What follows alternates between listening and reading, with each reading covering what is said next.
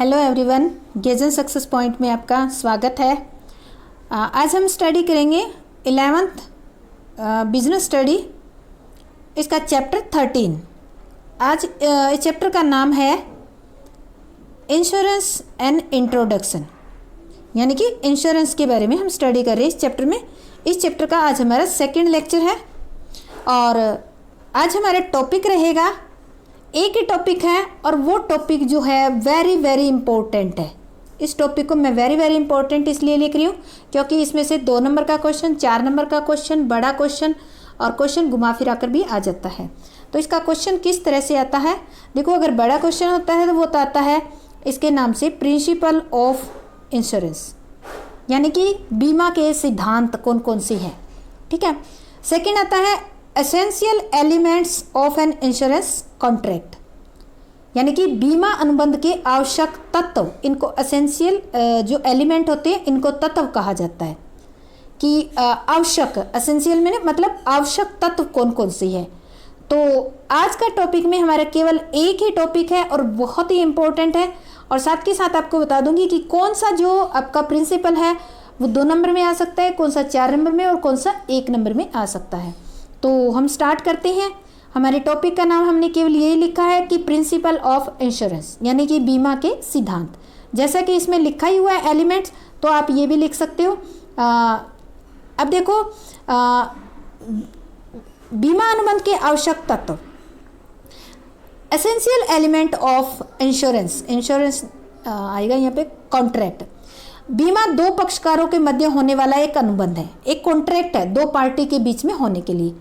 इसमें वैध अनुबंध, यानी कि एक लीगल कॉन्ट्रैक्ट के सभी जो भी एलिमेंट होते हैं, जरूरी एलिमेंट होते हैं, वो इंक्लूड होते हैं। जैसे प्रस्ताव मतलब इनके आपस में जो भी रिटन फॉर्म में जो भी कंडीशन वगैरह होती है, एक बीमा पत्र, वो उसकी एक्सेप्टेंस, अब जिस व्यक्ति का बीमा कर रहे हैं उसकी एक्सेप्टेंस, उसके सिग्नेचर वगैरह जरूरी है। पक्षकारों में अनुबंध करने की क्षमता, यानी कि दोनों पार्टी जो है उनमें आपस में कॉन्ट्रैक्ट करने की योग्यता, क्षमता होनी चाहिए। पक्षकारों की स्वेच्छापूर्ण स्थिति, और पक्षकार जो जिस भी व्यक्ति का बीमा कर रहे हैं उसकी पूर्ण सहमति होनी चाहिए, दोनों में विद्यमान। तो ये जो है एलिमेंट इसके अंदर होने चाहिए। इसके अतिरिक्त बीमा अनुबंध के कुछ और भी आवश्यक तत्व है, या जिनको हम सिद्धांत भी कह सकते हैं, जिनका पालन करना बहुत जरूरी होता है। और ये सिद्धांत कौन से हैं, जिनको हम पॉइंट्स के अकॉर्डिंग पढ़ेंगे। पहला सिद्धांत है, थोड़ा बहुत तो हमने पढ़ ही लिया है, पीछे फीचर्स के अंदर है, पर डिटेल से हम इसको स्टडी करेंगे। परम विश्वास का सिद्धांत, इसको सद्विश्वास का सिद्धांत भी कहा जाता है। Principle of utmost faith, faith आएगा या अटमोस्ट फेथ। तो ये जो है परम विश्वास या सद्विश्वास का सिद्धांत भी, इसको परम सद्विश्वास का सिद्धांत भी आप कह सकते हो। बीमा के अनुबंध को वैधानिक रूप देने के लिए आवश्यक है कि बीमाधारी, बीमाकर्ता, 2 व्यक्ति है, एक बीमाधारी जिस व्यक्ति का बीमा किया जा रहा है, बीमाकर्ता वो कंपनी है जो कर रही है, दोनों की ओर से सद्भावना से कार्य किया जाना चाहिए, यानी कि दोनों की तरफ से पूर्ण विश्वसनीय तरीके से कार्य किया जाना चाहिए। इसका अभिप्राय यह है कि बीमा कराने वाले को बीमा से संबंधित किसी भी तथ्य को गुप्त नहीं रखना चाहिए। जहां भी विश्वास, सद्विश्वास, अटमोस्ट गुड फेथ आ जाता है, उसका मतलब यही होता है कि जो आप कार्य कर रहे हो उसमें जो जरूरी चीजें हैं उनको सभी को ही आपको डिस्क्लोज करना है, किसी को भी छिपा कर नहीं रखना, गुप्त नहीं रखना। यदि किसी बात का स्पष्टीकरण नहीं किया गया है, मान लेते हैं कोई बात छुपा ली गई है और बाद में पता चलता है तो कॉन्ट्रैक्ट रद्द हो जाता है। यदि किसी बात का स्पष्टीकरण नहीं किया गया है अथवा कोई बात गोपनीय रखी गई है तो बाद में वास्तविकता पर पता लगने पर अनुबंध व्यर्थ हो जाएगा, यानी कि अवैध माना जाएगा आपका व्यर्थ जो कॉन्ट्रैक्ट है। यानी कि आपने जो पॉलिसी ले रखी है, मान लेते हैं एक व्यक्ति है वो अपने जीवन का बीमा करवाता है और उसके गंभीर बीमारी है और इस बीमारी का पता बाद में चलता है तो कंपनी इसका कॉन्ट्रैक्ट कैंसिल कर देती है। क्योंकि इसने सद्विश्वास या विश्वास के साथ खिलवाड़ किया है, इसने अपनी बीमारी को छुपाया है, महत्वपूर्ण तथ्यों को छुपाया इस कारण से। अब एक एग्जाम्पल लेकर करते हैं। उदाहरण के लिए बीमा कराने वाला बीमा कंपनी को यह जानकारी नहीं देता कि उसके परिवार के सभी सदस्य एक विशेष रोग से पीड़ित है। इस बात को गुप्त रखते हुए वह बताता है कि उसके परिवार को कोई रोग नहीं है। तो इससे स्पष्ट होता है कि उसने विश्वास से काम नहीं किया। यदि बाद में बीमा कंपनी को यह जानकारी प्राप्त हो जाती है तो बीमा कंपनी अनुबंध को समाप्त कर देती है, यानी कि जो कॉन्ट्रैक्ट है वो बीमा कंपनी क्या करेगी, कैंसिल कर देगी। इसी प्रकार ये तो था जिस व्यक्ति का बीमा किया जा रहा है उसकी तरफ से, इसी प्रकार बीमा कंपनी के द्वारा भी बीमा से संबंधित सभी तथ्यों को स्पष्ट कर देना चाहिए। जो कंडीशन है वो पहले ही कंपनी को बता देनी चाहिए। किसी भी प्रकार के मिथ्या वर्णन का पता लगने पर बीमाधारी अनुबंध को समाप्त कर सकता है। अगर कोई बात पहले नहीं बताई गई और कोई कंडीशन बाद में थोपी जाती है तो बीमाधारी भी कॉन्ट्रैक्ट को खत्म कर सकता है। तो ये था हमारा पूर्ण सद्विश्वास पर आधारित। ये अकेला क्वेश्चन आपका 2 नंबर में आता है, 1 नंबर में आता है, बहुत बार आता है। बीमा योग्य हित का सिद्धांत, प्रिंसिपल ऑफ इंश्योरेबल इंटरेस्ट। अब यहाँ देखो, हित का मतलब इंटरेस्ट होना। वैध बीमा अनुबंध के लिए आवश्यक है कि बीमाधारी का बीमे की वस्तु या जिस व्यक्ति का बीमा करवा रहे हो उसके जीवन में हित होना चाहिए, यानी कि उसके जीवन में उसका कोई अधिकार होना चाहिए। इसका अभिप्राय यह है कि बीमित वस्तु अथवा जीवन को किसी प्रकार की क्षति होती है तो बीमा कराने वाले व्यक्ति को उससे हानि उठानी पड़ती है और उसकी सुरक्षा से उसे आर्थिक लाभ होता है। देखो, अगर किसी चीज में हित होगा तो उसके नुकसान होने से आपको नुकसान भी होगा और उस चीज में फायदा होने से आपको फायदा होगा, तो उसको कहते हैं कि उस चीज में आपका हित है। अन्य शब्दों में केवल मानसिक लगाव बीमा कराने वाले के लिए पर्याप्त नहीं है। अगर आप कह दो कि मैं उसको बहुत चाहता हूं या मानसिक लगाव है तो इस बेस पे उसका बीमा करवा रहे हैं तो ये अलाउड नहीं है। बीमा योग्य हित के अभाव में बीमा अनुबंध व्यर्थ होता है। अगर उसमें आपका कोई इंटरेस्ट ही नहीं है तो आपका कॉन्ट्रैक्ट जो है व्यर्थ माना जाएगा। बीमा योग्य हित के उदाहरण देते हैं, जैसे समझने के लिए एक पति का पत्नी और पत्नी का पति के जीवन में हित होता है। सेम इसी तरह के एक ऋण देने वाला है, ऋणी के जीवन में स्वामी का अपनी ऋणदाता का ऋणी के जीवन में, ठीक है, हित होता है क्योंकि उसने उसको ऋण दे रखा है। स्वामी का अपनी संपत्ति में, और कोई बंधक रख कर आपने उधार दी है तो बंधक पर उधार देने वाले का बंधक रखी गई संपत्ति में हित होता है। जहाज के स्वामी का जहाज में हित होता है। तो इस तरह से हित होना चाहिए। तो जब तक हित नहीं है आपका, उसमें कोई आपका लगाव नहीं है, कोई बेनिफिट नहीं है ऑथेंटिकेट, तब तक बीमा नहीं करवाया जा सकता। बीमा योग्य हित की एक विशेष बात यह है कि विभिन्न प्रकार के बीमा अनुबंधों में अलग अलग समय पर बीमा योग्य हित देखा जाता है। ये बात ध्यान रखनी है। जीवन बीमा में बीमा कराते समय देखा जाता है। अगर जीवन बीमा करवा रहे हो किसी व्यक्ति का तो जिस टाइम आप बीमा करवा रहे हो उस टाइम उसका हित देखा जाता है। जैसे ए और बी 2 व्यक्ति है, ठीक है, ये दोनों पति पत्नी है। ए जो है पति है और बी पत्नी है। ए ने जो है बी का इंश्योरेंस करवाया है, ठीक है, कितने 12 ईयर के लिए करवा दिया। उसके बाद क्या हुआ, बी और ए जो है दोनों अलग अलग हो गए। तो अब देखो, जीवन बीमा के कंडीशन में हित कब देखा जाएगा, जब इंश्योरेंस करवाया जाएगा तभी देखा जाएगा। अब ये अलग हो जाएंगे तो इस 12 साल के बाद जो अमाउंट मिलेगी वो ए को मिलेगी, बी को नहीं मिलेगी। क्यों? क्योंकि जीवन बीमा में बीमा करते समय हित देखा जाता है। माना कि एक व्यक्ति अपनी पत्नी का जीवन बीमा कराता है, कुछ समय बाद वह पत्नी को तलाक दे देता है, तो स्पष्ट है कि अब उसका पूर्व पत्नी के जीवन में कोई हित नहीं है। यह बीमा पॉलिसी केवल इसलिए व्यर्थ नहीं होगी कि अब पति का बीमा योग्य हित नहीं रहा। अतः जीवन बीमा में केवल बीमा कराते समय ही बीमा हित होना जरूरी होता है। जिस टाइम वो मैच्योर हो तब हो हित, ये कोई जरूरी नहीं है। लेकिन जीवन बीमा के अलावा देखो, अग्नि बीमा में बीमा योग्य हित का होना दोनों समय, जब आप बीमा करवा रहे हो तब भी और जब हानि हो रही है तब, दोनों समय हित होना चाहिए। अर्थात बीमा करवाते समय और हानि के समय, दोनों समय हित होना जरूरी होता है। थर्ड है क्षतिपूर्ति का सिद्धांत, प्रिंसिपल ऑफ इंडेमनिटी। क्षतिपूर्ति का सिद्धांत जीवन बीमा के अतिरिक्त अन्य सभी अनुबंधों पर लागू होता है। अब देखो, किसी व्यक्ति की मृत्यु हो जाती है तो वो जो क्षति हुई है, एक जीवन की क्षति हुई है, वो जीवन वापस नहीं लाया जा सकता। तो जो क्षतिपूर्ति का सिद्धांत है वो जीवन बीमा पर लागू नहीं होता। इसके अलावा जितने भी इंश्योरेंस के जो प्रकार है उन सब पे लागू होता है। इसका जीवन बीमा पर लागू न होने का कारण यह है कि जीवन बीमा में क्षति का अनुमान नहीं लगाया जा सकता, जबकि इसके अतिरिक्त अन्य प्रकार के बीमा अनुबंधों में क्षति जो होती है उसका अनुमान लगाया जा सकता है।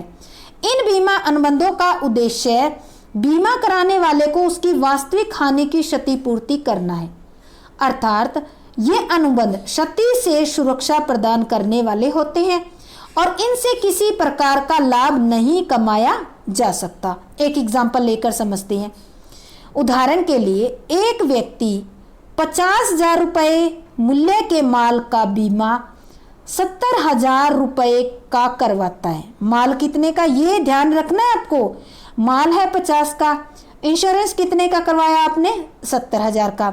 यदि सारा माल क्षतिग्रस्त हो जाए तो बीमा कंपनी केवल वास्तविक हानि कितनी हुई है, गोदाम में माल ही 50 का था तो 50 ही आपका नष्ट होएगा, तो कंपनी कितना करेगी, आपने इंश्योरेंस चाहिए 70 का करवा लिया, ऊपर क्लेम आपको 50 ही देगी। दूसरा इसके विपरीत लेते हैं।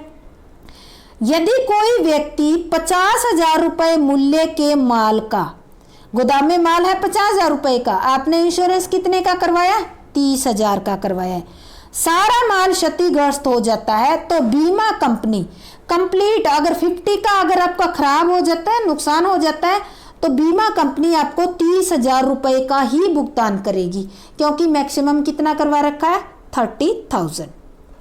तो इस सिद्धांत के अनुसार वास्तविक हानि और बीमित राशि, इनमें से जो भी कम होगी बीमा कंपनी उसी का ही भुगतान करेगी, ये ध्यान रखना होगा।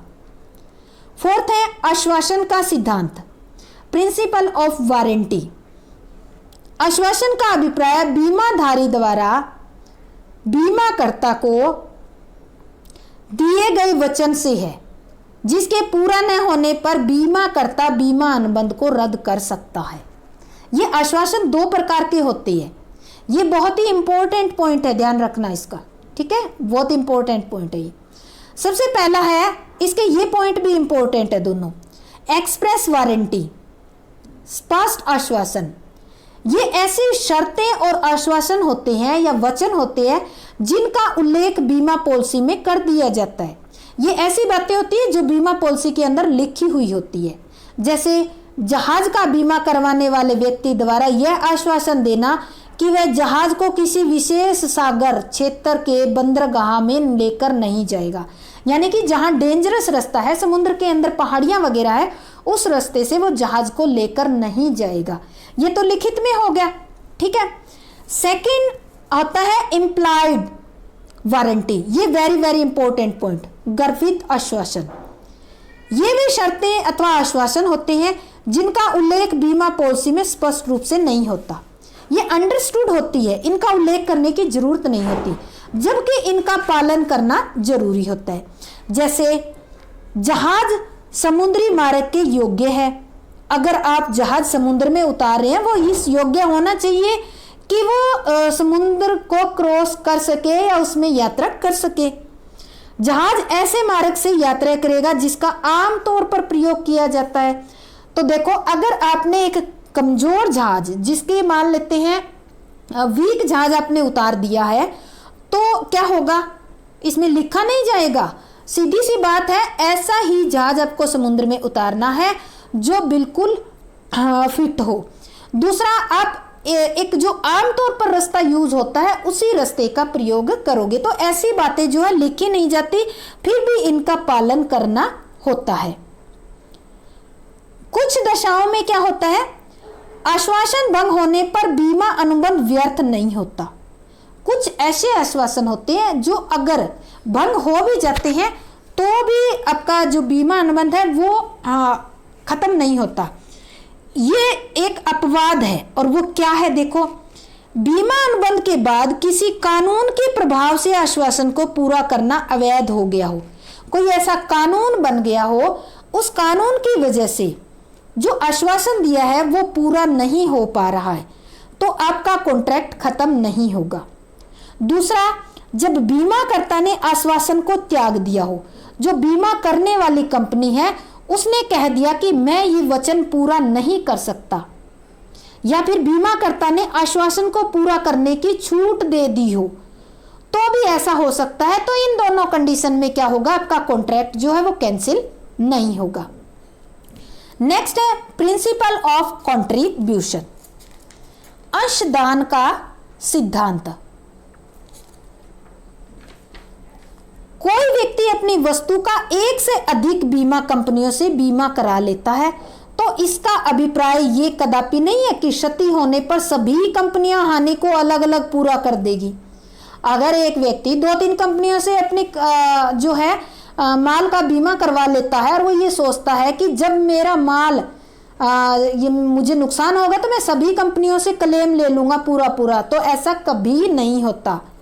भुगतान तो सभी कंपनियों के द्वारा किया जाएगा, लेकिन वो एक अनुपात में किया जाएगा। सभी कंपनियों के द्वारा भुगतान तो सभी कंपनियों द्वारा किया जाएगा, लेकिन एक विशेष अनुपात में होगा, और भुगतान की कुल राशि हानि से अधिक नहीं होगी। एक एग्जाम्पल लेके समझते हैं, इसको ध्यान से समझना, ये बहुत ही इंपॉर्टेंट पॉइंट है। ये जितने भी इसके प्रिंसिपल है ये सारे ही बहुत इंपॉर्टेंट है। उदाहरण के लिए, एक व्यक्ति अपने 12 लाख के मकान का ABC 3 कंपनियों से बीमा करवाता है, 12 लाख का करवाता है, और 3 कंपनियों ABC से। किस तरह से करवाता है वो देखो, 2 लाख का A कंपनी से करवाता है, 4 लाख का B कंपनी से करवाता है, और 6 लाख का C कंपनी से बीमा करवाता है।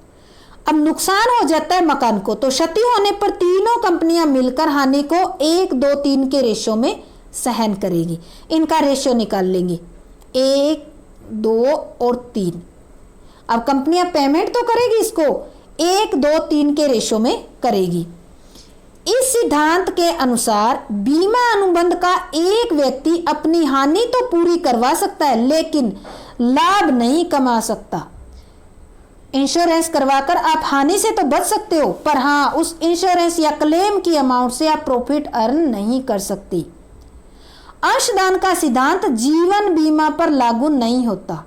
ये जो प्रिंसिपल ऑफ कंट्रीब्यूशन है ये लाइफ इंश्योरेंस पर कभी लागू नहीं होता। उदाहरण के लिए, एक व्यक्ति अपने जीवन पर 2 या 2 से ज्यादा पॉलिसी भी ले सकता है। एक निश्चित अवधि से पूर्व अगर उसकी मृत्यु हो जाती है तो उसके उत्तराधिकारी को, या फिर वो जो टाइम पीरियड है एक निश्चित अवधि तक वो व्यक्ति जीवित रहता है, तो उस अवधि के खत्म होने के बाद स्वयं उसे प्रत्येक पॉलिसी में जो राशि इन्होंने सम एश्योर्ड अमाउंट लिया था वो प्राप्त करने का अधिकार होता है। नेक्स्ट है अधिकार समर्पण का सिद्धांत, प्रिंसिपल ऑफ सब्रोगेशन। अधिकार समर्पण अथवा स्वत्वाधिकार हस्तांतरण का सिद्धांत सभी क्षतिपूर्ति बीमा अनुबंध जैसे अग्नि बीमा, सामुद्रिक बीमा, सभी बीमा पर लागू होती हैं। इसके अनुसार क्या होता है, जब बीमा कंपनी किसी क्षति से संबंधित दावे का भुगतान कर देती है तो क्षतिग्रस्त संपत्ति से संबंधित सभी अधिकार बीमा कंपनी को हस्तांतरित हो जाती है। उदाहरण लेते हैं एक, उससे समझ आ जाएगा आपको। एक व्यक्ति अपने मकान का 1 लाख रुपए का बीमा करवाया है। एक व्यक्ति ने अपने मकान का 1 लाख का बीमा करवा लिया। आग लगने से पूरा मकान नष्ट हो जाता है।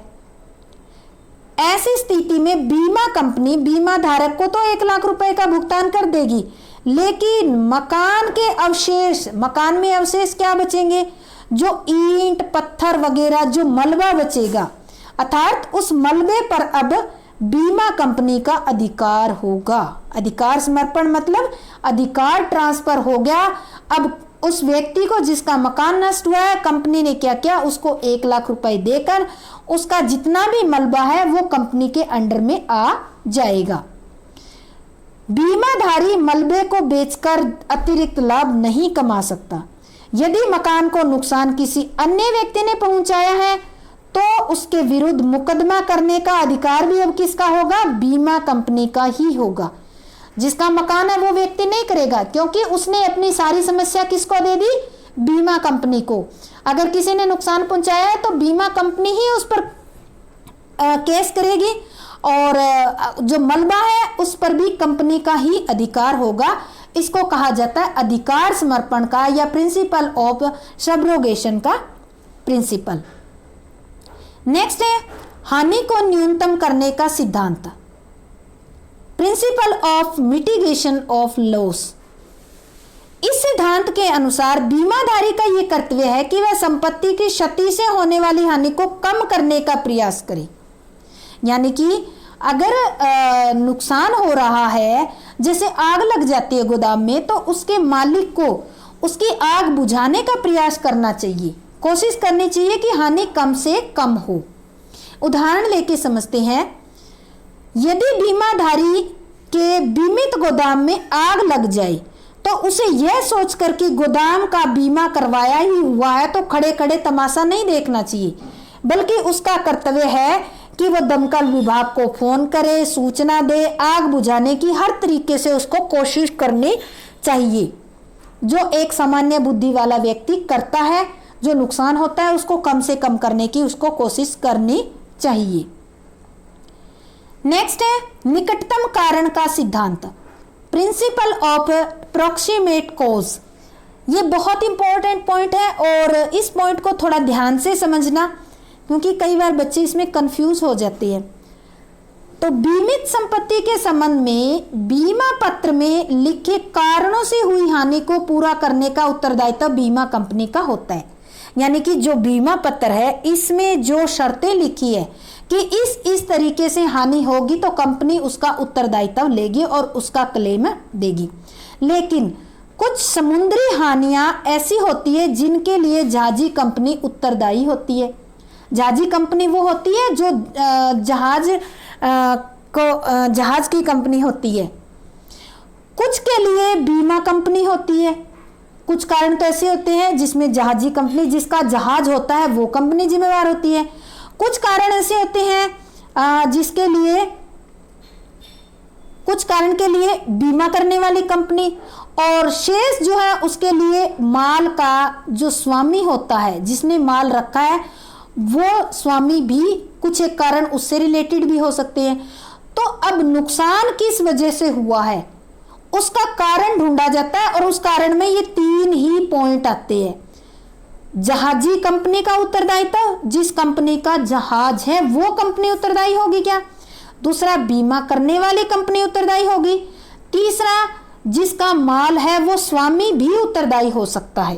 तो अब देखो इन तीनों में निकट का कारण देखा जाता है कि किस कारण से नुकसान हुआ है। समुद्री संकट से उत्पन्न किस हानि का उत्तरदायित्व किस पक्षकार का होगा, इसका निर्णय हानि के निकटतम कारण के सिद्धांत पर आधारित होता है। अब देखो उदाहरण लेते हैं। समुद्री जानवर टक्कर मार मार कर जहाज में छेद कर देते हैं। समुद्री में जहाज चलती है तो समुद्री जीव बड़े बड़े होते हैं, टक्कर मारकर जहाज में छेद कर दिया। छेद करने से जहाज के अंदर क्या हो गया, पानी चला गया। पानी भर जाने के कारण सारा माल खराब हो जाता है। तो इस हानि का निकटतम कारण जो है जहाज में भरा पानी है, न कि समुद्री जानवर जिन्होंने जहाज में छेद किया है। अब देखो ये नहीं कहेंगे कि ये तो जानवर ने छेद किया, नहीं, जहाज में पानी भरने से जो है माल नष्ट हुआ है। निकट का कारण कौन सा हो गया, वो जानवर नहीं कहलाएगा, बल्कि जहाज में पानी है उसका कारण। इस हानि का उत्तरदायित्व बीमा कंपनी पर होगा, ठीक है, क्योंकि पानी से माल की क्षति का बीमा करवाया गया था। इसके विपरीत एक इसी से रिलेटेड और लेते हैं। इसके विपरीत यदि हानि जहाजी कंपनी के कर्मचारियों की लापरवाही की वजह से होती है, जो जहाजी कंपनी के कर्मचारी हैं उनकी लापरवाही की वजह से हानि होती है, तो क्षति के लिए जिम्मेवार कौन होगी? जहाजी कंपनी होगी, वही उत्तरदायी ठहराई जाएगी। इसी प्रकार यदि माल की क्षति घटिया पैकिंग के कारण हुई है, पैकिंग अच्छी नहीं करी है, तो माल किस वजह से नुकसान हुआ? माल का पैकिंग अच्छी ना होने के कारण, पानी नहीं घुसा इसमें, पैकिंग घटिया होने के कारण नुकसान हुआ है, तो इसके लिए रिस्पॉन्सिबल कौन होगा? माल का स्वामी खुद इसके लिए रिस्पॉन्सिबल होगा। तो इस तरह से ये जो प्रिंसिपल है वो है निकटतम कारण का सिद्धांत। कारण देखा जाता है कि किस कारण से माल जो है नष्ट हुआ है और वो कारण किसकी वजह से क्रिएट हुआ है, फिर उसी के अकॉर्डिंग जो है क्लेम किया जाता है। तो ये हमारा जो है आज का टॉपिक कंप्लीट होता है। उम्मीद करती हूँ कि आपको बहुत अच्छी तरीके से समझ आ गया होगा। समझ आ गया तो मेरे चैनल गेज सक्सेस पॉइंट को लाइक, शेयर और सब्सक्राइब करें, और हाँ, बेल आइकन जरूर प्रेस करें ताकि नए वीडियो का नोटिफिकेशन आपको मिल जाए। और अच्छा लगा है तो लाइक जरूर दबाएं। आपका बहुत बहुत धन्यवाद। जय हिंद, जय भारत।